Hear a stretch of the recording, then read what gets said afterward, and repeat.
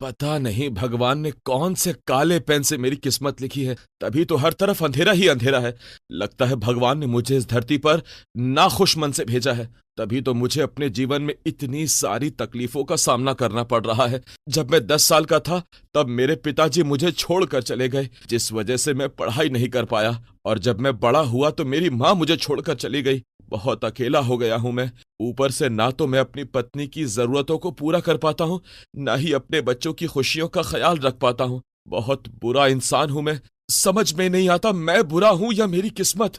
विजय रोज अपनी किस्मत और खुद को कोसता था, क्योंकि वो अपने जीवन में खुश नहीं था। वो अपनी गरीबी और लाचारी से बहुत तंग आ चुका था। ऊपर से घर में सबकी जरूरतों को पूरा करना भी विजय की ही जिम्मेदारी थी। शाम को जब विजय घर जाता है तो विजय की पत्नी सुधा उखड़े मन से विजय से कहती है, आज रात का खाना तो बन गया, पर कल सुबह के लिए घर में राशन नहीं है। तुम्हें कहते कहते लगभग 1 हफ्ता निकल गया, लेकिन अभी तक तुमने घर में राशन नहीं डलवाया। तुम्हें क्या लगता है मुझे बहुत शौक है तुम्हारी बातों को नजरअंदाज करने का? अरे मुझे भी पता है कि राशन कितना जरूरी है, लेकिन मैं मजबूर हूँ। मेरे पास राशन खरीदने के लिए पैसे नहीं है, और गांव का जो लाला है वो उधारी पर सामान देने को तैयार नहीं है, क्योंकि हमने अब तक का उसका पहले वाला हिसाब ही चुकता नहीं किया है। अरे बहुत परेशान हो गई हूं मैं। कभी कभी तो सोचती हूँ कि अगर तुम्हारे सर पर इतनी ही गरीबी थी तो तुमने शादी क्यों की? इस गरीबी में बीवी बच्चों की जिम्मेदारी उठाना अगर तुम्हारे बस की बात नहीं थी तो क्यों की शादी? अगर तुम ऐसी बुरी स्थिति में मेरा साथ नहीं दे सकती हो तो तुम अपने मायके जा सकती हो, मुझे कोई दिक्कत नहीं है। वैसे भी जीवन साथी का मतलब होता है कि वो हर अच्छे बुरे वक्त में अपने साथी का साथ दे, पर तुम तो मुझे हर वक्त सिर्फ और सिर्फ ताने ही देती रहती हो। अरे तो क्या करूं, मैं भी तो परेशान हो गई हूँ ऐसा जीवन जीते जीते। ना तो तुम हमें एक अच्छा जीवन दे सकते हो और ना ही हमारी छोटी मोटी जरूरत को पूरा कर सकते हो, इसलिए बेकार है तुमसे कुछ कहना। मैं तो जा रही हूँ अपने कमरे में सोने। पत्नी की बातें सुनकर विजय का मन न तो खाना खाने का कर रहा था और न ही सोने का, लेकिन फिर भी जैसे तैसे खुद को शांत करके विजय खाना खाता है और फिर अपने कमरे में जाकर सो जाता है। अगली सुबह उठकर विजय फिर से नाखुश मन से खेती करने के लिए खेत जाता है। तभी विजय की नजर एक चमचमाती हुई हरी मिर्च के ऊपर जाती है। दिन में भी उस मिर्च की चमक इतनी ज्यादा थी कि विजय की आंखें उस चमक से चौंधिया जा रही थीं। अरे ये हरी मिर्च इतनी चमक क्यों रही है? कहीं मेरी आंखें तो खराब नहीं हो गईं? और ये क्या, ये हरी मिर्च तो आम मिर्च के मुकाबले काफी बड़ी भी है। मुझे तो कुछ भी समझ नहीं आ रहा, आखिर ये सब क्या है? आज तक तो कभी मेरे खेत में ऐसी मिर्च की खेती नहीं हुई, फिर आज अचानक से।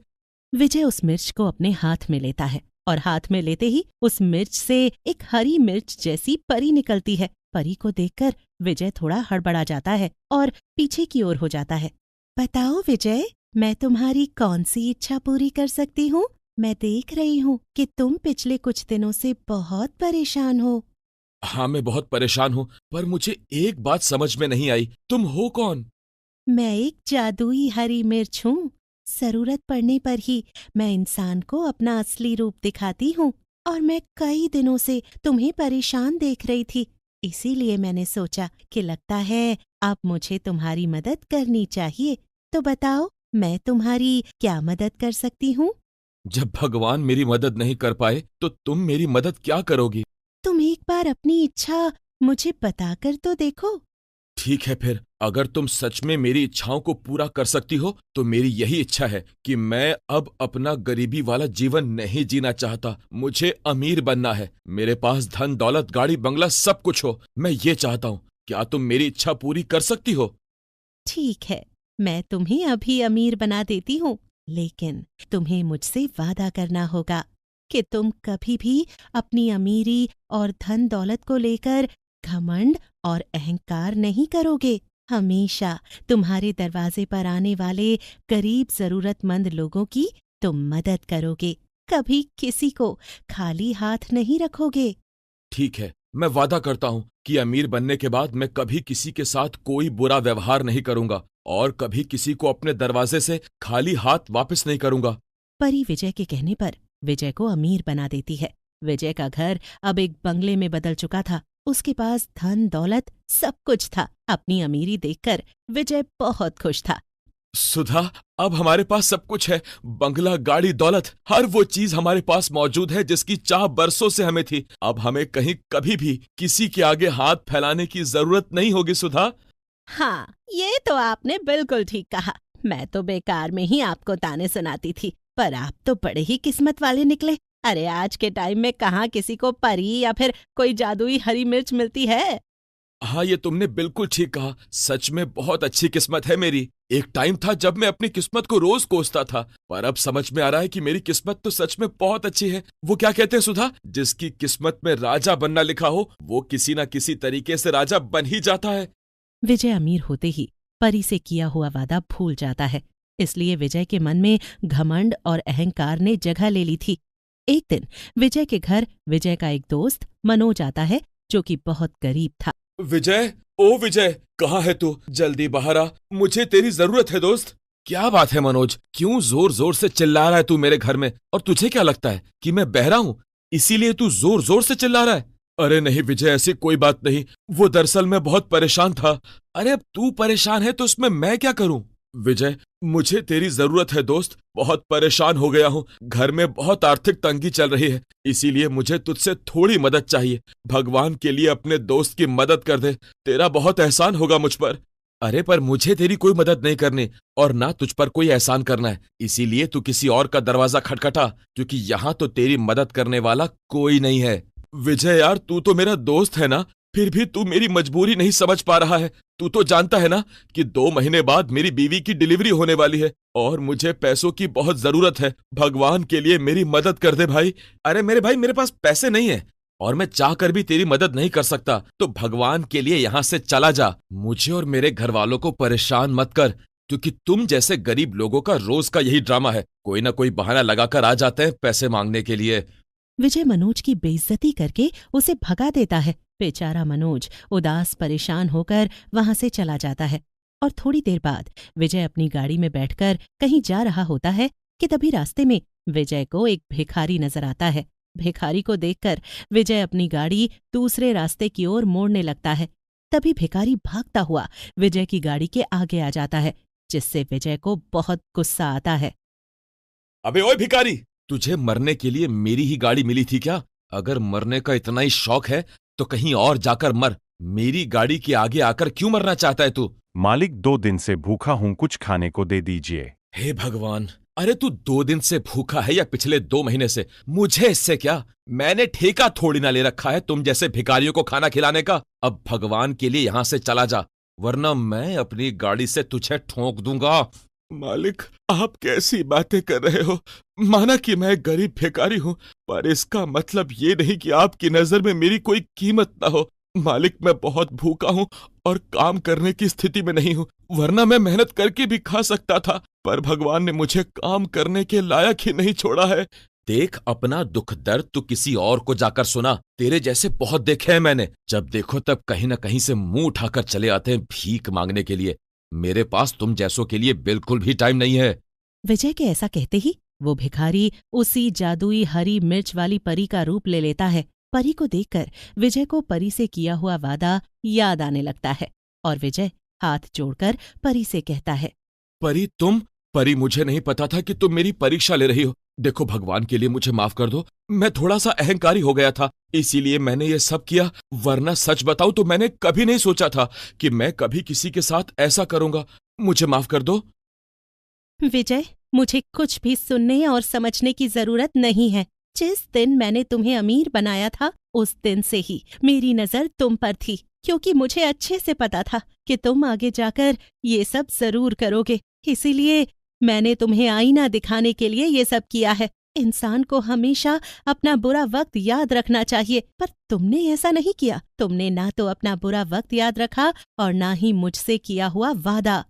हाँ परी, मैं जानता हूँ कि मुझसे बहुत बड़ी भूल हो गई है, लेकिन भगवान के लिए तुम मुझे माफ कर दो। मुझे बस एक मौका और दे दो। मैं तुम्हें माफ करती हूँ, पर मैं तुमसे तुम्हारा धन दौलत सब कुछ वापस लेती हूँ, क्योंकि मुझे नहीं लगता कि तुम इसके लायक हो।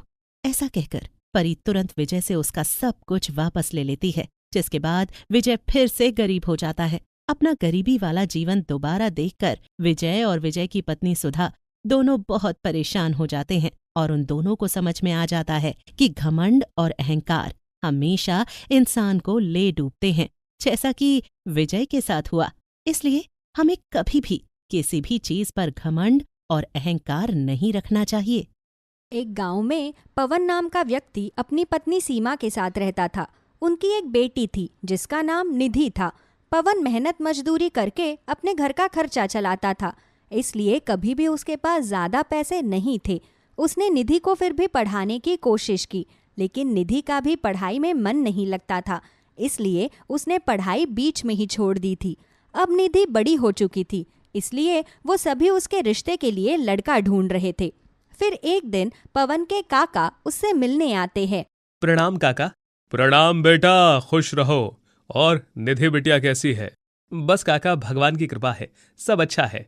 बेटा, मैं यहाँ निधि के रिश्ते की बात करने आया हूँ। लड़का शहर में रहता है, वो बहुत अच्छी नौकरी करता है। मैं सोच रहा था निधि का रिश्ता उस लड़के के साथ हो जाए तो बहुत अच्छा होता।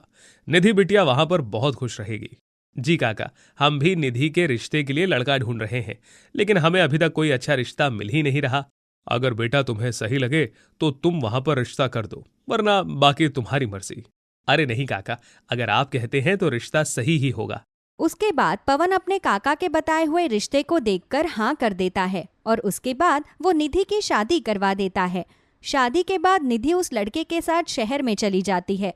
अब पवन और सीमा की चिंता दूर हो गई थी। उन्हें अब अपनी लड़की के लिए एक अच्छा लड़का मिल गया था और उसकी शादी भी हो गई थी। एक तरफ पवन और सीमा अब बेफिक्र होकर अपना गुजारा कर रहे थे, वहीं दूसरी तरफ निधि शहर के तौर तरीकों को सीखने की कोशिश कर रही थी। अरे बहू, आज तेरी पहली रसोई है, तू हमें क्या बना कर खिलाएगी? मम्मी जी, आप जो बोलेंगी मैं वही बना दूंगी। एक काम कर, तू मेरे लिए घर पर पिज्जा और पाव भाजी बना दे। मम्मी जी, मुझे पिज्जा और पाव भाजी बनानी नहीं आती। ये लो, हमारी तो किस्मत ही फूट गई। भला हमें ये कैसी बहू मिली है जिसे खाना भी बनाना नहीं आता। मम्मी जी, मुझे हलवा, पूरी, सब्जी, बाकी सब बनाना आता है, लेकिन मुझे ये पिज्जा वगैरह बनाना नहीं आता। अब तू ही बना ले, तुझे ही तो बनाना है, लेकिन तूने तो मेरा सारा मूड ही खराब कर दिया। इतना कहकर सविता वहां से गुस्से में चली जाती है। बेचारी निधि को कुछ समझ ही नहीं आ रहा था कि वो क्या करे। निधि बहुत ही स्वादिष्ट खाना बनाती थी, लेकिन उसे ये सब जंक फूड बनाना नहीं आता था, इसलिए वो बहुत सोच विचार करती है और उसके बाद खाना बनाने रसोई में चली जाती है। उसके बाद निधि अलग अलग तरह के पकवान बनाती है। फिर वो सभी को खाना खाने के लिए बुला लेती है। फिर सविता और यश दोनों खाना खाने आ जाते हैं। बताओ, ये भी कोई खाना हुआ? अरे इससे अच्छा तो मैं कहीं बाहर से मंगवा कर खा लेती। लेकिन मम्मी जी, खाने में क्या कमी है? खाना बिल्कुल सही तो बना है। ये लो, इस लड़की को घर में आए हुए अभी एक दिन भी नहीं हुआ और मुझसे आते ही जबान चला रही है। मम्मी जी, मैं जबान नहीं लड़ा रही, मैं तो सिर्फ आपको बता रही हूँ। देख बेटा, अब तू ही देख ले अपनी पत्नी को। लगता है इसे मेरा इस घर में रहना पसंद नहीं है। लेकिन देखो, तुम मेरी मम्मी के साथ ऐसा बर्ताव नहीं कर सकती। मेरी मम्मी जैसा चाहेंगी इस घर में बिल्कुल वैसा ही होगा। जी ठीक है। निधि बात को ज्यादा बढ़ाना नहीं चाहती थी, इसलिए वो बात को वहीं पर खत्म कर देती है। वहीं दूसरी तरफ सविता, जो कि बहुत ही चालाक महिला थी, उसने पहले दिन ही जानबूझकर घर में झगड़ा किया था। वो सोचती थी कि शादी के बाद भी सिर्फ अपना ही राज रखेगी और अपनी बहू की बिल्कुल भी नहीं चलने देगी। इसी वजह से आए दिन सविता निधि को बहुत ज्यादा परेशान करती है। फिर एक दिन दोपहर में जब निधि अपने कमरे में सो रही थी तो सविता उसके कमरे में जाती है। ये भी भला कोई सोने का समय है? इस तरह अचानक सविता की आवाज सुनकर निधि हड़बड़ाहट में उठ जाती है। मम्मी जी, क्या बात है? मैंने कहा ये भी भला कोई सोने का समय है? तुम्हें इस टाइम पर घर का काम करना चाहिए। मम्मी जी, मैंने घर का सारा काम खत्म कर लिया और मैं बहुत ज्यादा थक गई थी, इसलिए मैं थोड़ी देर सो गई। सोने के लिए पूरी रात बाकी है, इसलिए तुम अभी उठकर सारा काम करो। मेरा पापड़ खाने का मन कर रहा है, इसलिए तुम पापड़ बनाकर उन्हें छत पर सुखा दो।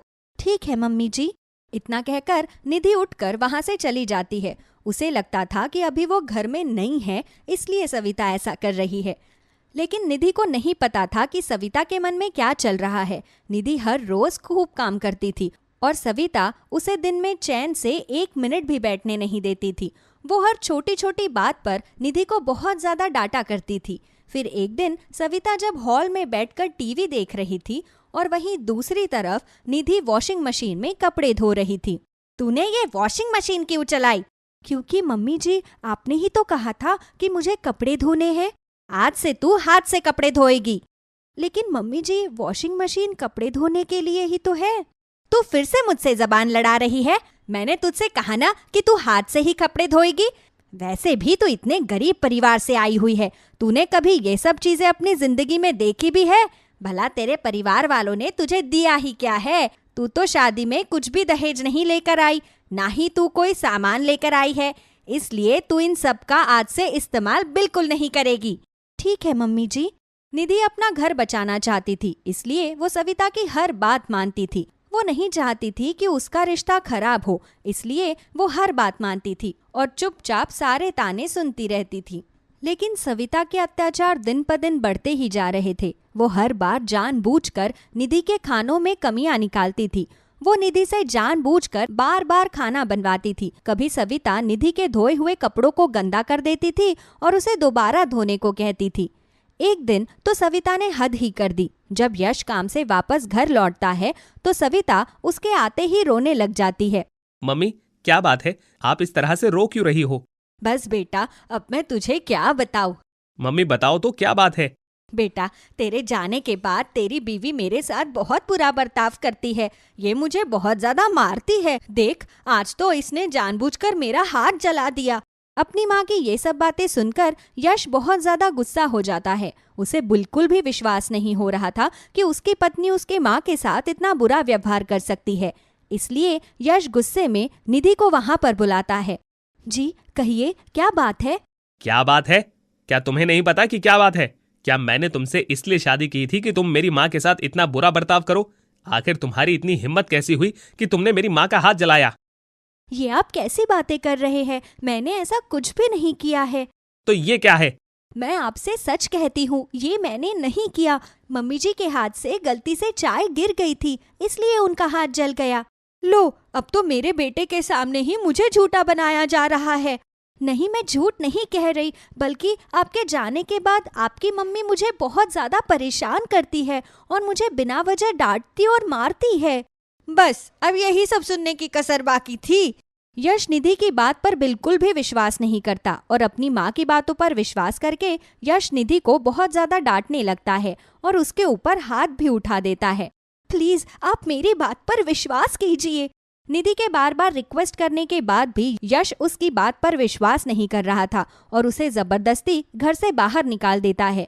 निधि शहर में बिल्कुल नई थी और वहाँ के माहौल से वो बहुत अनजान थी, इसलिए उसे कुछ समझ नहीं आ रहा था कि वो अब क्या करेगी और भला कहाँ जाएगी। फिर वो रोते हुए एक बड़े से नीम के पेड़ के पास पहुँच जाती है। अब मैं भला क्या करूँगी? मैं कहाँ जाऊँगी? मुझे तो यहाँ के बारे में कुछ भी नहीं पता। तुम इस तरह से रो मत निधि। कौन है? मैं नीम का पेड़ हूँ।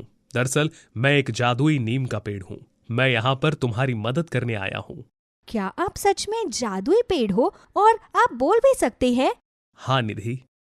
लेकिन आप मेरी मदद क्यों करना चाहते हैं? निधि, तुम एक बहुत अच्छी लड़की हो। बहुत समय पहले गांव में एक नीम का पेड़ था जो कि मंदिर के पास था। कुछ लोग उसे काटने आए थे, लेकिन तुमने उन सब के खिलाफ आवाज उठाई और उसे काटने से बचा लिया। साथ ही तुम हमेशा दूसरों की मदद करती हो और बहुत ही अच्छी और ईमानदार लड़की हो। इसीलिए मैं तुम्हारी मदद करना चाहता हूँ। लेकिन अब कुछ नहीं हो सकता। मेरा पति मुझ पर बिल्कुल भी विश्वास नहीं करता और मेरी सास मुझे बहुत ज्यादा परेशान करती है। अब मैं उस घर में और नहीं रहना चाहती। कोई बात नहीं निधि, मैं तुम्हारी मदद करूंगा। उसके बाद उस नीम के पेड़ से कुछ पत्तियां गिर जाती है और वो सभी सोने में बदल जाती है। अब तुम इन्हें बेचकर अपना गुजारा अच्छे से कर सकती हो। मेरी मदद करने के लिए आपका बहुत बहुत धन्यवाद। अच्छा, लेकिन आप ये सब जादू करने के अलावा चल भी सकते हैं? हाँ जरूर निधि। उसके बाद वो नीम का पेड़ अपना साइज छोटा करके निधि को उसके चारों तरफ चल कर दिखाता है और वो खुशी से झूमता है और उछलता हुआ निधि को सुंदर सा डांस करके दिखाता है, जिसे देखकर निधि बहुत ज्यादा खुश हो जाती है। आप तो बहुत ही अच्छा डांस करते हैं। शुक्रिया। इतना कहकर निधि वहां से चली जाती है। उसके बाद वो उन सोने की पत्तियों को बेचकर काफी सारे पैसे जमा कर लेती है और एक अच्छा सा घर खरीद लेती है। जब भी निधि को किसी चीज की जरूरत होती तो वो उस नीम के पेड़ से उन सोने की पत्तियों को ले आती और उन्हें बेचकर अपना अच्छे से गुजारा करती थी। अब निधि का शादी से मन भर गया था। वो सबके लिए अच्छा करना चाहती थी, इसलिए वो 2 बच्चों को गोद ले लेती है और उन्हें खूब पढ़ाती लिखाती है। वो अपनी मम्मी पापा को भी गांव से बुलाकर उन्हें अपने साथ रहने के लिए कहती है। इस तरह निधि अपनी जिंदगी अच्छे से जीती है। लेकिन जब निधि की सास सविता और यश को पता चलता है कि अब निधि काफी अमीर हो गई है, तो वो दोनों उसके पास उसे वापस घर ले जाने के लिए आते हैं। हाँ, आप दोनों को अब मेरी याद आ रही है। मुझे अच्छे से पता है कि आप लालच में मेरे पास आए हैं, लेकिन मैं आप दोनों के साथ कहीं भी नहीं जाऊंगी। आपने मेरे साथ बहुत बुरा किया है, इसलिए यहाँ से वापस चले जाइए। उसके बाद यश और सविता दोनों निधि को धमकाने की कोशिश करते हैं, लेकिन तभी वहां पर जादुई नीम का पेड़ आ जाता है, जो कि अपने दोनों टहनियों वाले हाथों से उनकी खूब पिटाई करता है और उन्हें वहां से भगा देता है। उस दिन के बाद से निधि अपनी जिंदगी आराम से जीती है और जादुई नीम का पेड़ हमेशा उसकी मदद करता है।